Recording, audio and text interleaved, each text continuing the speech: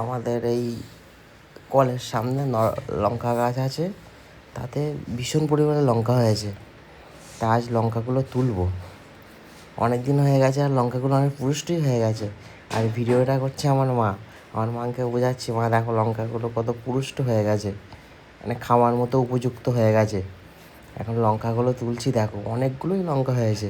আর এই গাছটায় এই গত পরশুদিন কিছু লঙ্কা তুলেছিলাম, তো আজকেও দেখছি যে অনেক লঙ্কা এখনও আছে, যার জন্য আজকেও লঙ্কাগুলো তুলছি।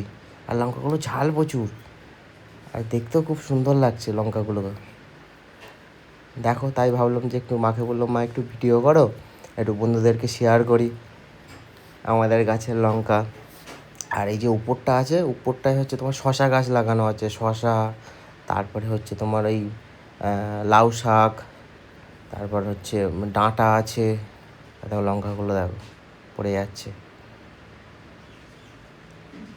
ব্যাপক হয়েছে গাছে লঙ্কাগুলো, খুব সুন্দর লাগছে। এখন অনেক আছে, আমি তুলেই শেষ করতে পারছি না। ভিডিও ম্যান আমার মা।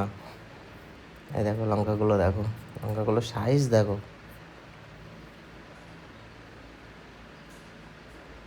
বাহ বাহ। এই যে উপরে উপরে যে এটা মাচান দেওয়া আছে, লাউ শাক আছে, তারপর শশা গাছ আছে। এর আগেও শশাও হয়েছে, শশা এর আগেও পাড়া হয়েছে, তো সেটাকে ভিডিও করা হয়নি।